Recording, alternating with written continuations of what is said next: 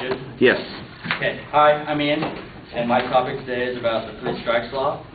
The three strikes law is a practice of imposing longer prison sentences on repeat offenders versus first-time offenders, which means that somebody that has committed 2 previous crimes will get at least 25 years to life on their next crime, no matter what the offense is for.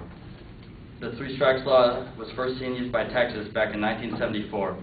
In 1994, California passed a law, and as of today, 24 states abide by this three strikes law. My main proposition today is that the California's three strikes law has a negative effect on the criminal justice system.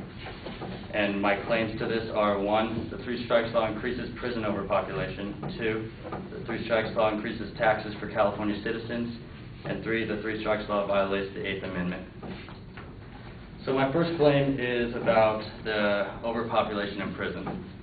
And I found a statistic on facts1.org, which stands for Families to Amend California's Three Strikes, that from 1980 to 2006, there was an increase in California prison populations that went from 23,511 inmates to about 173,000 inmates.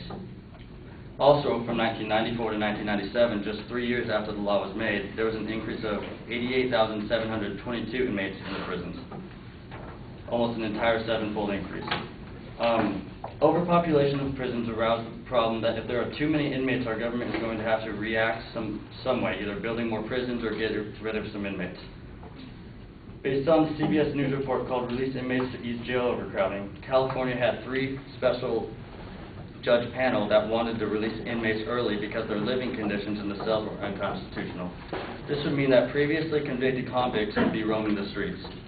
Based off of dailynews.com in November 2007, there were 2,600 early released inmates due to overcrowded prisons.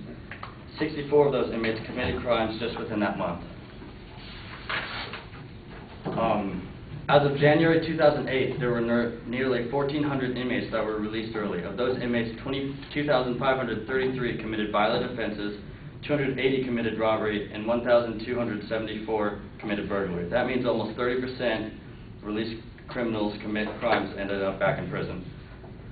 And another problem with the overpopulated prisons is that it is making our California government pay billions of dollars a year for these inmates, which brings me to my next point, that it increases taxes for all California citizens.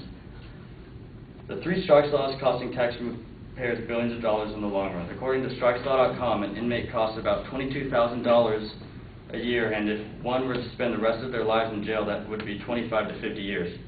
This money adds up, especially after the three strikes law and the increase of inmates.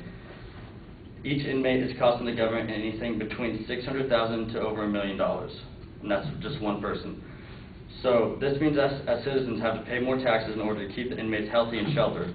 Another problem with the three strikes law that is going to increase taxes is that all the three strikes offenders are going to start getting older, which means we are going to have to pay for their health insurance and benefits, like all their medical stuff and whatnot. And also, more inmates means more violent acts in prison. Minimum space and more criminals altogether is not a good combination, considering all the gang violence and stuff that's already going on. Just add up more people in there. Because there's a substantial increase of prisoners, more people are going to need medical care. This is just more money out of our pockets. According to facts1.org, California spent $9.3 billion in 2009 just on their prisons and jails.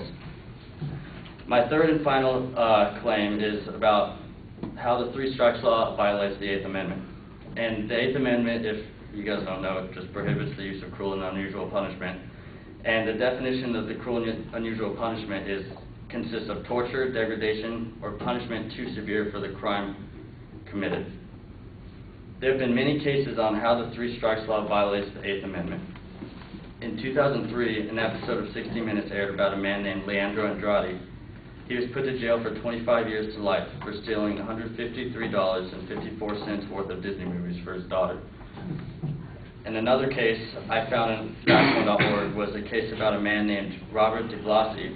He was sentenced to 31 years to life because his third strike involved stealing a pack of AA batteries that cost a total of $2.69. And his first 2 offenses were nonviolent crimes, which was the whole goal of the three strikes law in the first place. These examples consist of degradation and to severe punishments. There are many more stories you can find like this that seem to overlook the Eighth Amendment, but these are the two that I felt made the biggest jump out there. So these three claims that I just told you about, overpopulated jails, increased taxes, and the violation of the Eighth Amendment, all show why California's three strikes law is a negative effect on the criminal justice system. And I hope this has persuaded you to agree with me. Thank you.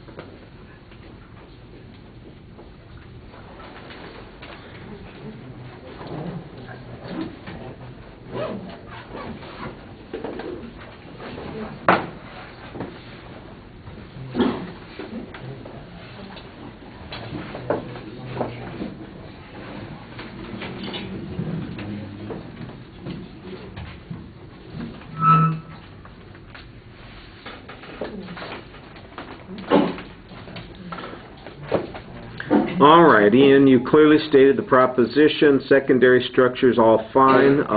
You define what the topic is. Your internal signposting is okay, although I thought you rushed a little bit into it.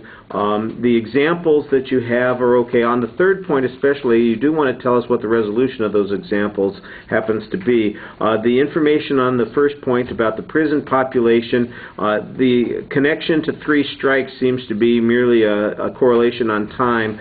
So you need some particular data that shows that the increase in the prison population is because people are being retained in the prison. It's a little bit confusing when you were giving the examples of crime committed by people who are released from prison. I think you're trying to gain the advantage of arguing that early release of prisoners is dangerous because they go out and commit more crimes. At the same time, you're arguing that we shouldn't be keeping people who are committing crimes in prison. So it's almost inconsistent. I think there's an explanation that you have there, but the explanation needs to be a lot clearer. I thought you did a nice job pacing the presentation and generally had an effective delivery, and you had a good exit line so that we knew exactly what you're asking us at the end. All right, thank you.